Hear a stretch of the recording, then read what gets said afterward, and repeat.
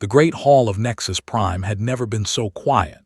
For 12,000 years, the Galactic Assembly had gathered in this chamber to discuss trade agreements, border disputes, and the small problems that came with managing 47 different species across 1,000 star systems.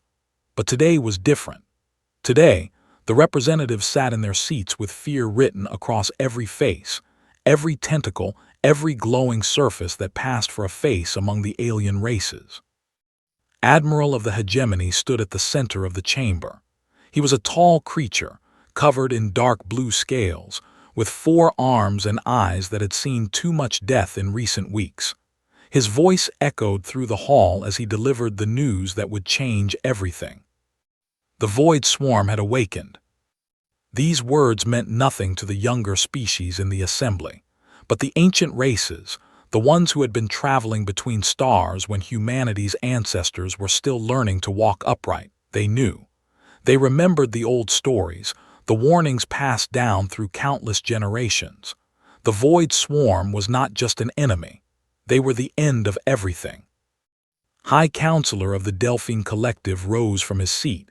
His body was soft and pale, covered in bioluminescent patches that flickered with his emotions. Right now, those patches were dark with despair. He spoke in the common tongue, his voice trembling. The simulations had been run 10,000 times. Every possible strategy had been tested in the most advanced computers the galaxy had ever built. And every single simulation ended the same way: total defeat, complete extinction. The Void Swarm could not be stopped. Explained what they were facing. The swarm was not a single creature or even a single species. They were a collective, billions upon billions of organic ships and warriors that moved as one mind. They consumed everything in their path: planets, stars, entire civilizations.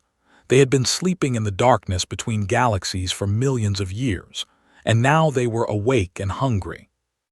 The frontier worlds had been the first to fall. 3 billion people had lived on those planets. Families, children, entire cultures with histories stretching back thousands of years, all gone in less than a week.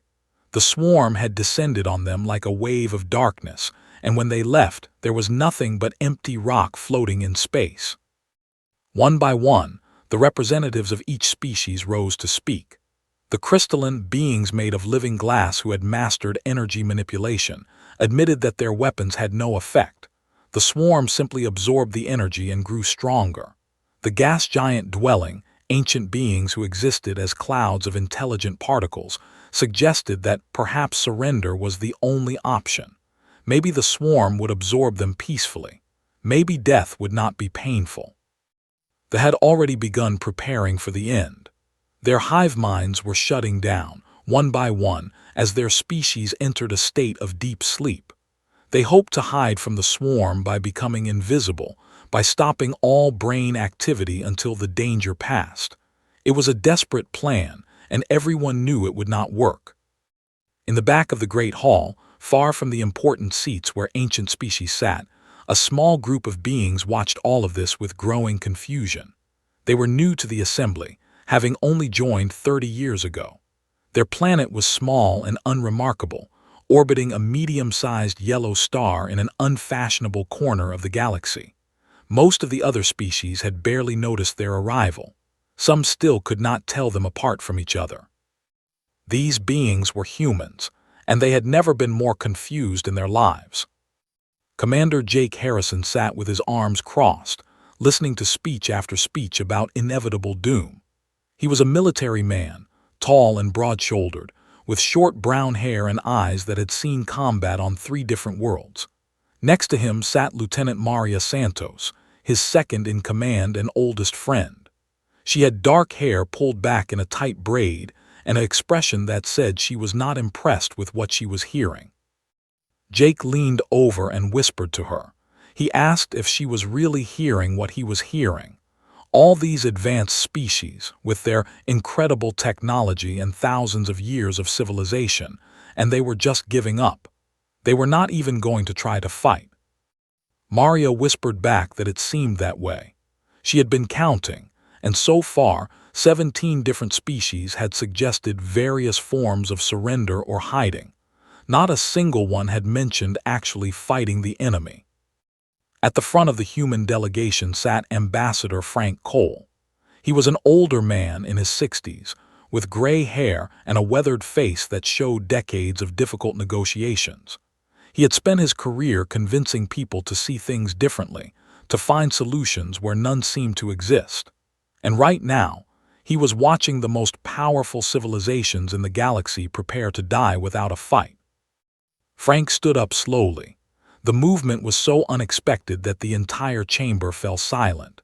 The human ambassador was so new, so unimportant, that most species had forgotten he was even there. Now every eye, every sensor, every form of perception in the room turned to look at him. Frank cleared his throat and spoke in a calm, measured voice. He apologized for his ignorance, he said. He was new to galactic politics and did not understand how things worked out here among the stars. But he had a simple question, if the assembly would permit him to ask it. High Counselor, too surprised to refuse, gestured for him to continue. Frank asked his question. It was only a few words, but they changed everything. He asked if anyone had considered fighting back. The silence that followed was unlike anything the Great Hall had ever experienced. It was not the silence of respect or contemplation. It was the silence of absolute shock. The representatives stared at the human ambassador as if he had just suggested they all sprout wings and fly into the nearest sun. Admiral was the first to speak. He explained, slowly and carefully as if talking to a child, that fighting was not possible. The Void Swarm had destroyed every enemy they had ever faced. They adapted to any weapon within hours. They were countless, endless, unstoppable. Fighting them was not brave. It was simply foolish. Frank nodded politely and remained standing. He understood, he said. The swarm was powerful. The swarm was terrifying. The swarm had never been defeated, but he had another question if the Admiral would permit it. Growing impatient, told him to ask. Frank smiled slightly. It was not a happy smile. It was the smile of a man who had just realized something important about the galaxy he lived in. He asked a simple question. Had anyone actually tried to fight the swarm? Not in simulations, not in computer models, but in real combat with real soldiers willing to die for victory. The chamber remained silent. The answer, it seemed, was no. The Void Swarm had always won so easily that no species had ever mounted a serious resistance. They had seen the simulations, known the odds, and chosen to accept their fate rather than waste lives in a hopeless battle. Frank Cole looked around the room at all these ancient, powerful, terrified beings. Then he looked back at his own people, at Jake and Maria, and the handful of other humans who had made this journey to the center of the galaxy. He turned back to the assembly and spoke clearly. Humanity would fight. They would not hide. They would not surrender. They would not wait for death to come and take them quietly.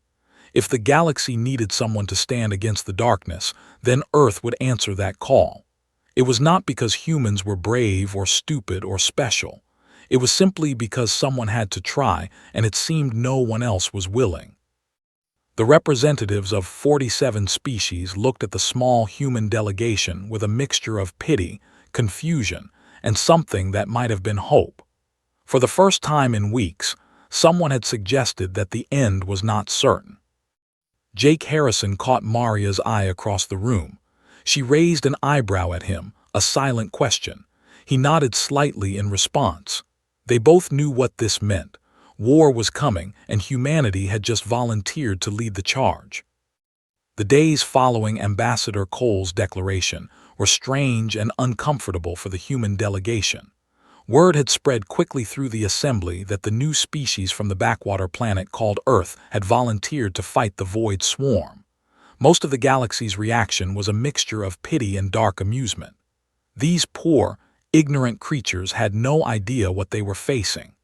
They would learn soon enough, when the swarm reduced their little planet to dust. But some species were curious. They wanted to understand what kind of beings would volunteer for certain death. And so the scientists came, with their questions and their scanning devices and their endless need to understand. Doctor was Earth's chief, a woman in her 40s with kind eyes and a patient smile. She had spent her career studying alien life, and now she found herself being studied in return. A panel of 12 different scientists sat before her in a small research room, their various bodies and forms arranged in a semicircle. They wanted to know about humanity, about Earth, about what made these strange bipeds tick. Researcher was from a species called the Eye. His body was covered in skin that glowed with soft light, changing colors based on his emotions. Right now, that skin was flickering with shades of yellow and orange, the colors of anxiety and disbelief. He had been reading the files on human history, and he was deeply disturbed by what he had found. He asked about human evolution. According to the records, humans had evolved as something called persistence predators. Confirmed this was true. She explained that humans were not the fastest animals on Earth, not the strongest, not the most dangerous, but they could run for hours without stopping. They could track prey across vast distances, following it until it collapsed from exhaustion. While other predators relied on speed or strength, humans simply refused to give up. Skin turned a darker shade of orange.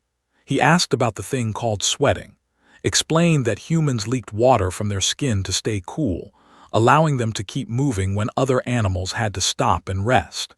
This seemed to horrify several of the scientists. The idea of a species that oozed liquid while chasing its prey was deeply unsettling to beings who had evolved in cleaner, more elegant ways. But the worst was yet to come. A crystalline being named, a scientist who looked like a sculpture made of living glass, asked about human conflict. Specifically, he asked about the world wars. Took a deep breath. She had known this question would come, and she had prepared for it. But it was still difficult to explain. She told them about the First World War, about how millions of humans had died fighting each other in trenches filled with mud and poison gas. She told them about the Second World War, about the bombs that fell on cities and the camps where people were killed simply for being different. And she told them about the nuclear weapons, about how humans had split the atom and used it to destroy 2 entire cities in an instant. The room was silent. Processed this information, his crystal body dimming slightly as he struggled to understand. He asked to clarify. Humans had nearly destroyed themselves. They had built weapons capable of ending all life on their planet, and they had actually used those weapons on themselves. Nodded twice, she said, 2 world wars, though they had only used the nuclear weapons once, so far. Lieutenant Commander Danny Price was sitting in the corner of the room, serving as the military liaison for this meeting. He was a younger man, early 30s, with a quick smile and eyes that missed nothing. He leaned forward with a slight grin and added his own comment. He said humans preferred to think of those wars as practice. The scientists exchanged horrified glances. Skin had gone completely dark, a color that indicated something beyond simple fear. He asked if humans truly saw global warfare as preparation for something larger. Danny shrugged. He explained that every time humans faced a terrible enemy, they learned from it. They got better at fighting, better at surviving, better at winning. The world wars had been horrible, yes, but they had also taught humanity how to work together against a common threat. They had shown that humans could endure anything if they believed the cause was worth it. Back on Earth, the news of humanity's commitment to fight the Void Swarm had spread across the planet. Some people were terrified. Others were angry that their leaders had volunteered them for an impossible war. But many, perhaps most, felt something unexpected. They felt pride. General Vance stood before the United Nations Security Council in New York City. She was a tall woman with silver hair and a face that showed decades of military service. She had fought in 3 conflicts on Earth and 2 more in the outer colonies. Now she was being asked to plan a war against an enemy that had destroyed civilizations older than human history. She began her briefing by laying out what they knew. The assembly had shared all available intelligence on the Void Swarm. It was not encouraging. The swarm adapted to energy weapons within hours, rendering lasers and plasma cannons useless. They were immune to biological agents, having no biology that matched any known form of life. Nuclear weapons could slow them temporarily, but the swarm simply reproduced faster to replace their losses. President listened with growing concern. He was a practical man, chosen by his people to lead during difficult times. But this was beyond anything he had imagined when he took office. He asked General Vance directly, was there any hope? Could humanity actually win this fight? Vance looked at the assembled leaders of Earth. These were powerful people, used to controlling the fate of nations. But right now, they looked scared. They looked like they wanted someone to tell them everything would be okay. She could not tell them that. She did not know if everything would be okay. But she could tell them what she believed, what she had learned in 30 years of military service. She said that every species in the galaxy had tried the same approaches against the swarm. They had used overwhelming force, superior technology, elegant solutions designed by the greatest minds in the universe, and they had all failed. But humanity had something different. Humans did not fight elegantly. They fought dirty, desperate, and mean. They improvised. They adapted. They refused to accept defeat even when defeat was certain. She told them about a concept called spite. In human psychology, spite was the desire to cause harm to an enemy even when it cost you something. It was not logical. It was not efficient. But it was powerful. Humans would fight not just to win, but to make sure their enemy suffered for every inch of ground they took. The Void Swarm had never faced an enemy like that. They had never encountered beings who would rather die causing pain than live in surrender. And that, General Vance believed, might be enough to change the equation. She outlined her strategy. Humanity would not try to match the swarm in direct combat. They would not build bigger ships or more powerful weapons. Instead, they would do what humans had always done when outmatched. They would cheat. They would surprise. They would find every dirty trick and underhanded tactic that their violent history had taught them, and they would use all of it. The war would not be pretty. It would not be noble. But if humanity was going to die, they were going to make sure the Void Swarm remembered them forever. President sat in silence for a long moment after General Vance finished speaking. Then he nodded slowly. He authorized full mobilization of Earth's forces. Every ship, every soldier, every scientist and engineer would be dedicated to this fight. Humanity was going to war. Across the galaxy in the research room on Nexus Prime, Doctor finished answering questions from the alien scientists. They looked at her with new eyes now. Not pity, not amusement, but something else. Something that might have been fear. Researcher spoke quietly. He said he was beginning to understand why humans had volunteered for this fight. It was not because they thought they could win. It was because they simply could not accept losing. For humans, surrender was worse than death. Fighting impossible odds was better than living without trying. Smiled sadly. She told him he was beginning to understand humanity. The aliens exchanged glances among themselves. They had studied thousands of species across the galaxy.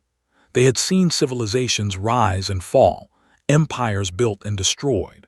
But they had never encountered anything quite like these strange, violent, stubborn beings from the planet called Earth.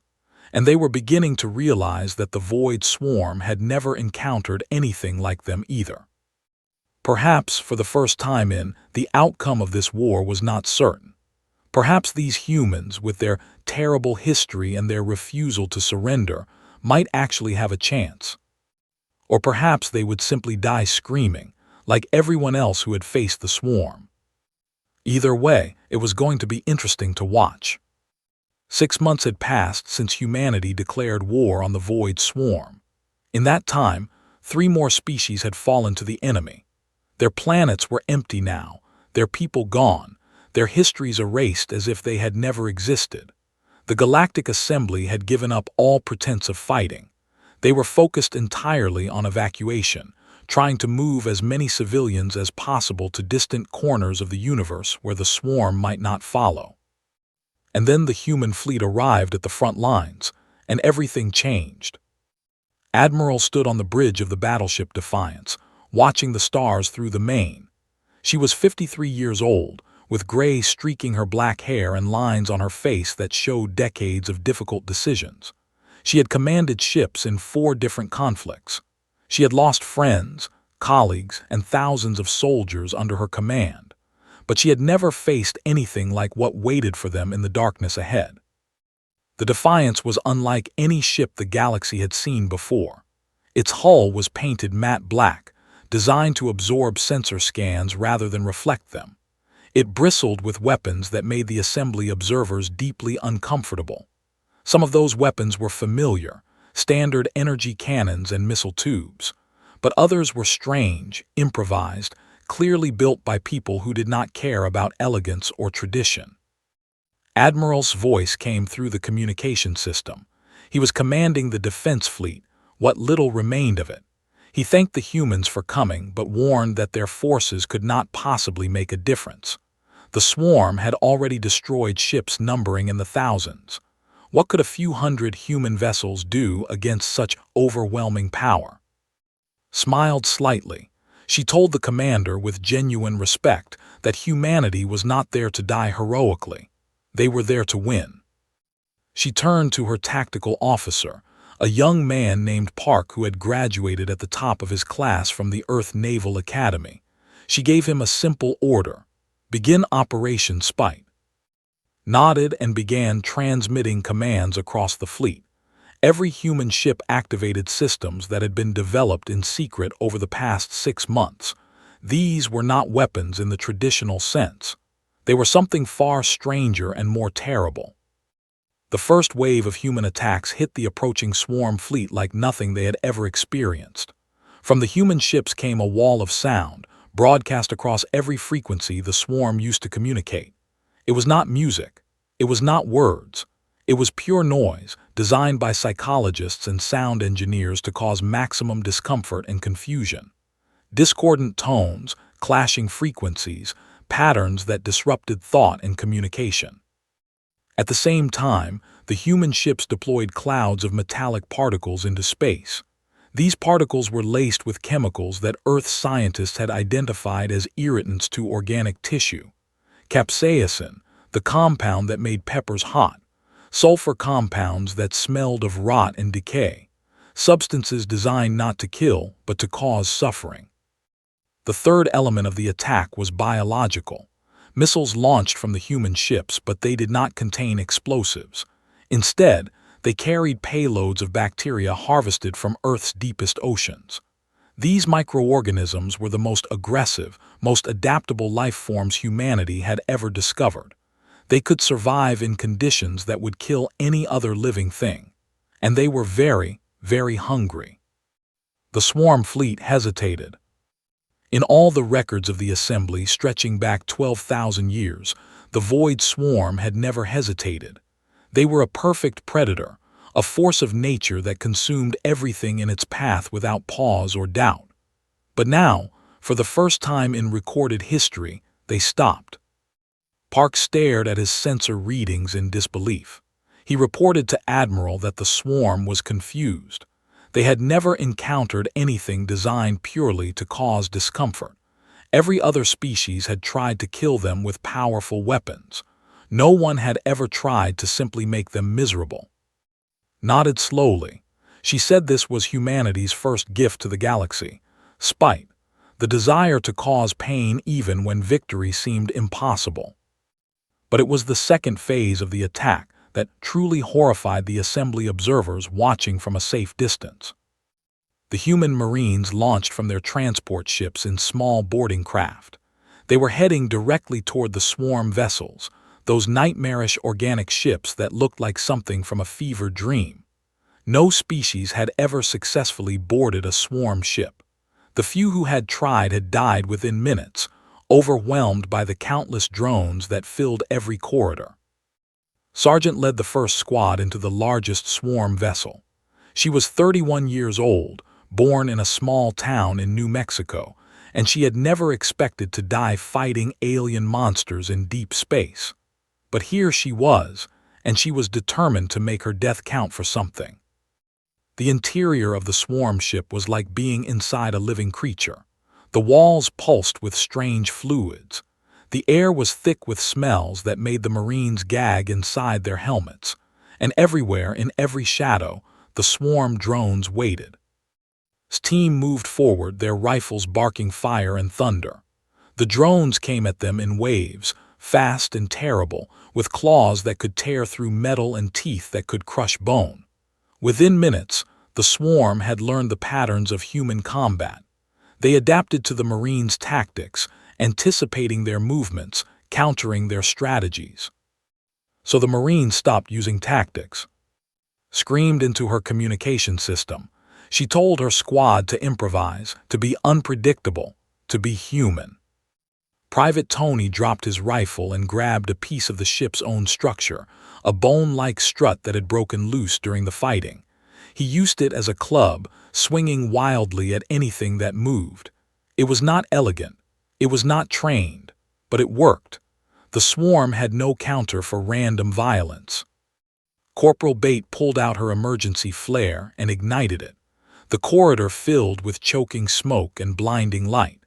The swarm drones stumbled backward, confused by an attack that made no tactical sense. Why would anyone blind themselves in the middle of combat? Specialist discovered something by accident. His communication device had been damaged in the fighting, and it was emitting a strange electromagnetic pulse. When a swarm drone got close to him, it suddenly collapsed, twitching and dying. Stared at his broken communicator, then started using it as a weapon, pressing it against every drone he could reach. Within hours, squad had fought their way to the center of the swarm vessel. They found the core, a pulsing organic mass that seemed to control the entire ship. Did not hesitate. She planted every explosive her team carried and set the timers. The squad barely made it back to their boarding craft before the swarm ship exploded from within. Across the fleet, Admiral received reports of similar successes. Human Marines had boarded 17 swarm vessels. 12 of those boarding actions had succeeded. 12 swarm ships destroyed from the inside, something no species had accomplished in 12,000 years of trying. The Battle of the Front was not a complete victory. Humanity lost 40% of their ships. Thousands of soldiers died in the fighting. But when it was over, the swarm had retreated. For the first time in recorded history, they had chosen to withdraw rather than continue the attack. Admiral's voice came through the communication system again. This time, there was something different in his tone, something that sounded almost like hope. He asked Admiral how her people had done this. How had they succeeded where every other species had failed? Considered the question carefully before answering. She said that humanity had not tried to beat the swarm at their own game. They had not built bigger weapons or stronger shields. Instead, they had done something the swarm had never encountered. They had fought dirty. They had fought mean. They had refused to play by the rules that the galaxy had accepted for thousands of years. The swarm was a perfect predator, evolved over millions of years to consume everything in their path. But perfection was also a weakness. They had never needed to adapt to enemies who fought without logic, without pattern, without any concern for their own survival. Humanity was not a perfect species. They were messy, violent, unpredictable. They made mistakes constantly, but those weaknesses had become their greatest strength. Against an enemy that adapted to patterns, humans simply refused to have patterns. Against an enemy that learned from every attack, humans created new attacks faster than the swarm could process them. As the swarm fleet retreated into the darkness of space, sat in the medical bay of the Defiance, getting treatment for wounds she barely remembered receiving. She looked at her hands, still shaking from the adrenaline of combat, and wondered what came next. The war was far from over. The swarm would return stronger and more prepared. But today, humanity had proven something important. They had proven that the impossible was possible. They had proven that the void swarm could be hurt, could be confused, could be forced to retreat. For the first time in months, the galaxy had reason to hope. And that hope had come from the most unlikely source imaginable. A young species from a backwater planet, a people defined by their violent history and their stubborn refusal to accept defeat. The swarm had awakened something dangerous when they threatened the galaxy. They had awakened humanity, and humanity was just getting started. The war lasted 3 years. 3 years of brutal, grinding combat that spread across 1,000 star systems. 3 years of victories and defeats, of heroes and martyrs, of moments that would be remembered for generations to come. And slowly, impossibly, the tide began to turn. Doctor worked day and night in her laboratory on the research station Horizon. She had not seen Earth in 2 years. She had not slept more than 4 hours at a time in months. But she could not stop, would not stop, because every day she worked was another day the swarm did not win. Her greatest achievement was something the military called the discomfort pathogen. It was not designed to kill the swarm, had tried that approach early in the war and the swarm had adapted within weeks. Instead, she had designed something that made them suffer. The pathogen infected swarm organisms and caused constant low-level irritation, itching, aching, a feeling of wrongness that never went away. The effects were remarkable. Swarm warriors became distracted in combat, their movements slower and less coordinated. Swarm ships developed problems as their organic systems struggled to function while constantly uncomfortable. Combat effectiveness dropped by 40% across every swarm fleet that encountered the pathogen. Some of the assembly species were horrified by this approach. They called it cruel, unnecessary, a violation of basic ethical principles. Listened to their complaints politely, then returned to her work. The swarm had eaten entire civilizations. They did not deserve mercy. They deserved to itch. Engineer Sam became famous across the galaxy for his invention of the gravity mine. He was a large man with a thick beard and hands that were always dirty from working on machines. Before the war, he had been a civilian contractor, building power systems for colony ships. Now he built weapons that the assembly had banned centuries ago. The gravity mine worked by creating a small, localized singularity. When activated near a swarm ship, it would pull the organic vessel apart piece by piece, crushing it into a space smaller than an atom. It was brutal, it was horrifying, and it was incredibly effective. When the assembly asked Sam how he had developed such a terrible weapon, he shrugged and said he had built it in his garage during shore leave. The researchers had told him it was impossible, that the physics would not work. He had taken that as a personal challenge. The military tribunal that reviewed his invention spent 3 days debating whether to arrest him or give him a medal. In the end, they did both. Sam accepted the medal at the same ceremony where he pleaded guilty to unauthorized weapons research. He did not seem to mind. The galaxy was still alive, and that was what mattered. Captain pioneered a different kind of warfare. She commanded a small fleet of fast attack ships, and she used them to wage psychological war against an enemy that had never known fear. Her ships carried massive speaker systems that broadcast human music at volumes that could be heard across the vacuum of space. Heavy metal, opera, children's songs, anything that confused and disturbed the swarm. The aliens had no frame of reference for creative expression. They could not understand why beings would make noise for no practical purpose. It frightened them. Also developed the tactic of leaving messages for the swarm at battle sites. Simple phrases written in the chemical languages the swarm used to communicate.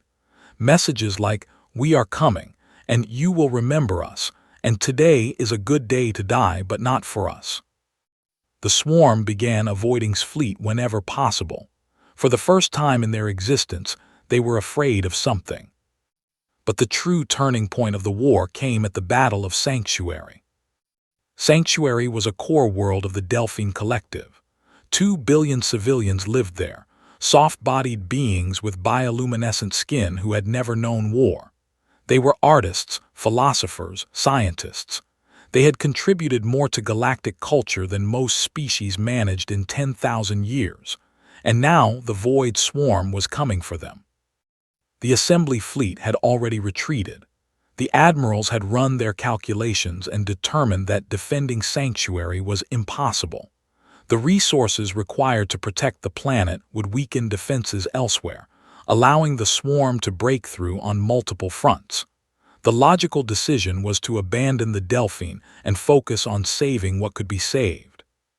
Only the human carrier Perseverance and its battle group stood between the swarm and the 2 billion souls on Sanctuary. Commander Jake Harrison, now captain of the destroyer Relentless, looked at the tactical display on his bridge. The odds were 50-1 against. His ship had been in combat for 8 months without proper repairs. Half his crew were replacements who had barely finished basic training. Maria Santos stood beside him, now serving as his executive officer.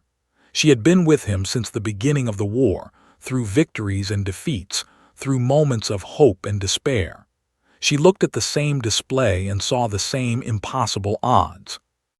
Jake called his crew together on the main deck. He looked at their faces, young and old, scared and determined.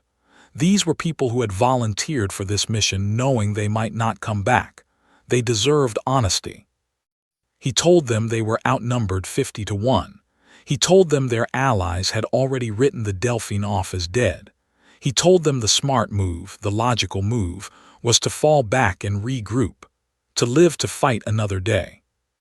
Then he told them that humanity was not there because they were smart.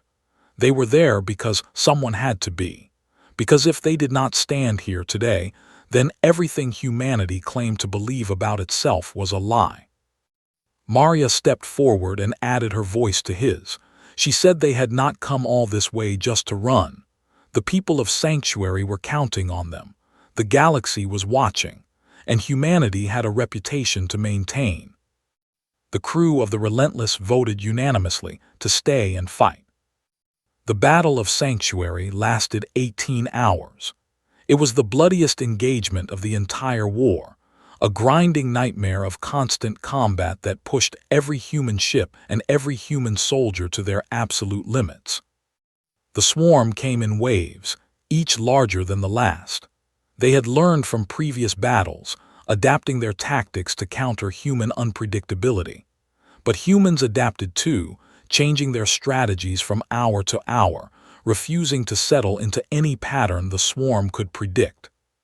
The carrier Perseverance launched fighter after fighter until its hangar bays were empty. The pilots flew until their ships ran out of ammunition, then rammed their craft into swarm vessels in final acts of desperate courage. The destroyer Relentless was boarded twice during the battle. Both times, Jake Harrison led the defense himself, fighting hand-to-hand in his own corridors. The first boarding party he drove back with rifle fire and grenades. The second time, he fought with a fire axe in one hand and a sidearm in the other, holding the bridge until reinforcements arrived. Maria Santos was wounded during the second boarding, taking a claw strike across her shoulder that cut through her armor like paper.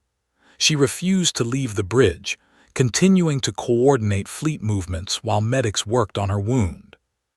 When the sun rose over Sanctuary the next morning, the human fleet had lost 60% of its ships. Thousands of soldiers had died during the night.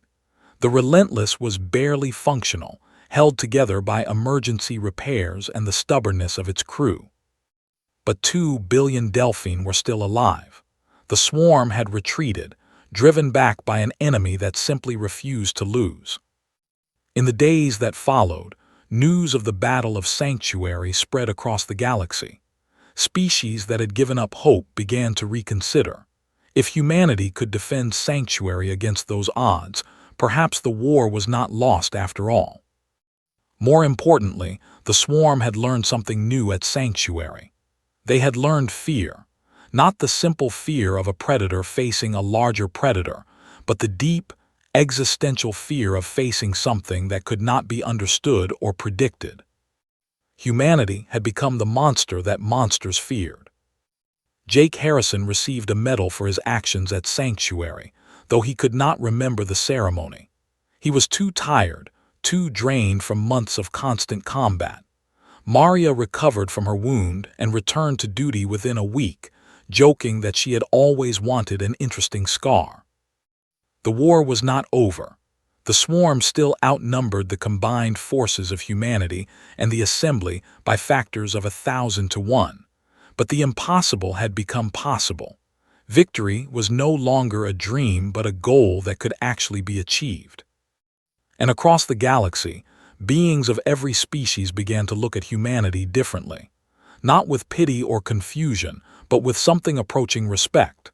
These strange, violent, stubborn creatures from the backwater planet called Earth had changed everything. The darkness was still coming, but now there was light pushing back against it. The final battle took place in a region of space so dark and empty that the ancient races called it the Void. This was where the swarm had been born, countless millions of years ago. This was where they had slumbered between their great feedings, waiting in the cold darkness for new civilizations to arise and be consumed. Now the combined fleet of humanity and the reformed Galactic Assembly had come to end the threat forever. 10,000 ships gathered at the edge of the void. Vessels from 100 different species flew alongside human warships, their differences forgotten in the face of a common enemy. They brought their massive dreadnoughts. The Delphine contributed their hospital ships and supply vessels. Even the beings of living crystal who had never known war sent a contingent of volunteers to fight. Admiral commanded the attack from the rebuilt Defiance. Her hair was completely gray now, 3 years of constant war having aged her beyond her years, but her eyes were still sharp, still burning with the determination that had carried humanity this far. Somewhere in the darkness ahead waited the Swarm Queen. She was not like the other swarm creatures. She was vast, the size of a small moon, ancient beyond comprehension. She had been alive when the first stars were young. She had consumed civilizations that had risen and fallen before most current species had evolved. She had never known defeat, never experienced fear, never doubted that she would continue to feed until the universe itself grew cold and dark. Today, that certainty would be tested. Jake Harrison stood on the bridge of his new ship, the heavy cruiser Defiant. Maria Santos was at his side as always. They had fought together for 3 years now, survived battles that should have killed them 100 times over. Neither of them spoke as the fleet began its final approach. There was nothing left to say.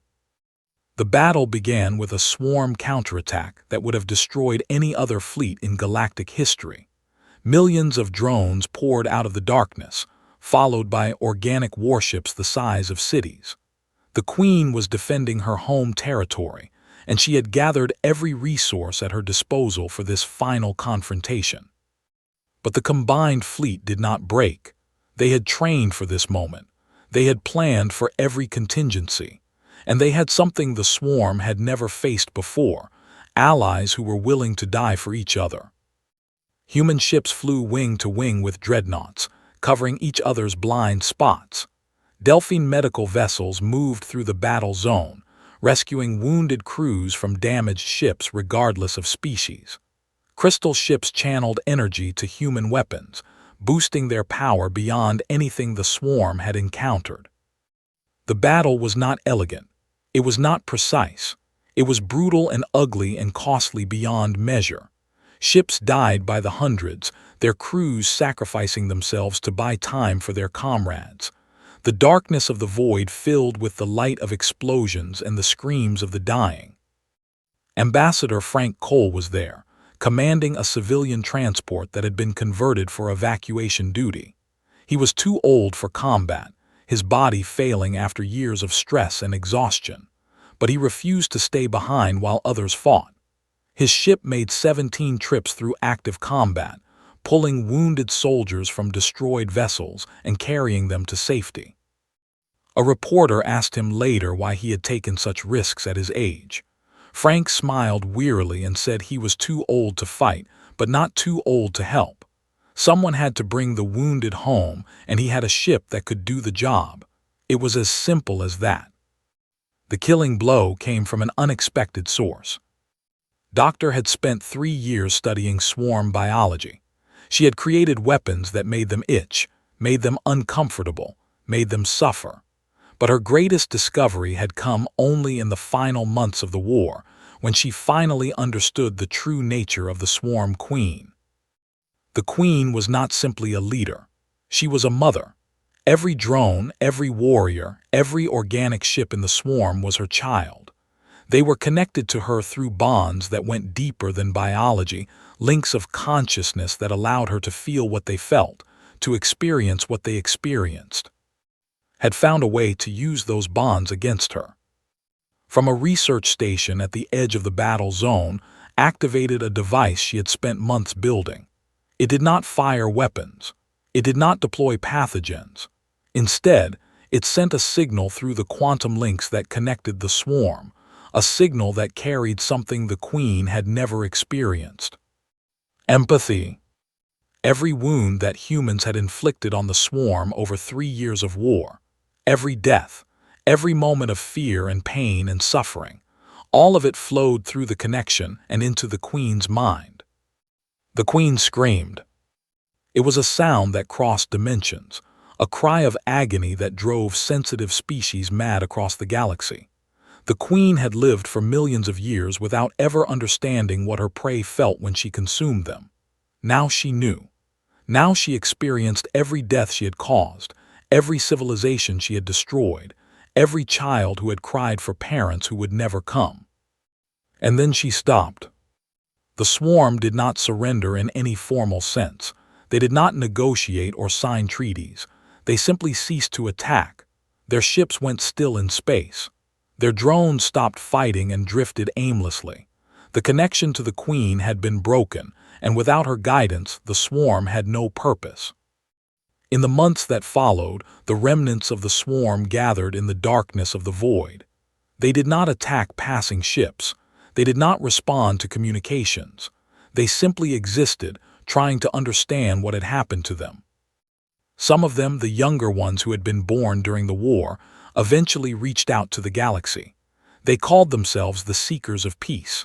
They wanted to learn about the universe, about life, about the strange concept of empathy that had destroyed their mother. They were still dangerous, still alien, but they were no longer enemies. 1 year after the final battle, Ambassador Frank Cole addressed the newly reformed Galactic Assembly. 47 species had been joined by 12 more, including representatives of the Seekers of Peace. The Great Hall of Nexus Prime was full for the first time in years, full of beings who had thought they would never live to see this day. Frank was old now, older than any human should be after what he had endured. But his voice was still strong as he spoke to the gathered representatives of 100 worlds. He reminded them that 3 years ago they had asked humanity why they fought. They had called humans violent, primitive, dangerous, and they had been right about all of those things. But they had forgotten something important. Humans were not violent because they enjoyed destruction. They were violent because they loved something more than they loved their own survival, their families, their friends, their homes, complete strangers they had never met who needed their help. Frank looked around the chamber at beings of crystal and light, of gas and thought, of chitin and scale. He saw species who had given up hope, who had prepared to die, who had watched humanity charge into impossible odds and refused to fall. He told them that the galaxy had wanted to know what made humanity different. It was not their weapons or their tactics or their stubborn refusal to accept defeat. It was that humans would rather die fighting for others than live having abandoned them. That was the secret. That was the answer to the question they had asked 3 years ago. High Counselor of the Delphine rose from his seat. His bioluminescent skin was bright with colors that humans had never seen before, colors that indicated emotions so profound they had no names. He said that 3 years ago he had asked if anyone had considered fighting back. One species had answered. From this day forward, he declared, let it be known throughout the galaxy. When the darkness came, when hope failed, when all seemed lost, remember Earth. Remember humanity. Remember that somewhere in the stars there were beings crazy enough to fight for you. Admiral of the stood and performed the traditional gesture of his people, a salute reserved for the greatest warriors in their history. He said that humans were completely insane, but he was honored to stand beside them. Jake Harrison sat in the back of the chamber with Maria Santos and the other veterans of the war. They did not wear medals or uniforms. They were just people now, trying to figure out how to live in a galaxy at peace. Maria whispered to Jake, asking if he thought the galaxy would ever really understand humanity. Jake considered the question for a long moment. Probably not, he said, but that was okay, as long as they knew humanity had their backs. Outside the great windows of Nexus Prime, a new constellation had been added to the galactic maps. 12 stars arranged in the pattern of Earth's continents, a monument visible from 1,000 worlds. Beneath it, a plaque had been placed with words in 100 different languages. The English version was simple. It read, "They stood when others fell." The war was over. The Void Swarm was defeated, and humanity had found its place in the universe, not as conquerors or destroyers, but as protectors of a galaxy that had once thought itself beyond saving. It was, Frank Cole thought as he left the Great Hall that day, not a bad legacy for a species from a backwater planet orbiting an unremarkable star. Not bad at all. In the darkness between galaxies, other ancient threats still slumbered. Other dangers waited for their time to wake and feed. But the galaxy was no longer afraid. They had seen what happened when the darkness came. They had seen humanity stand against the impossible and refuse to break. Whatever came next, they would face it together. And somewhere in the stars, the crazy, violent, wonderful beings from Earth would be ready to fight again. Because that was what humans did. They fought for others. They refused to surrender. And they never ever gave up.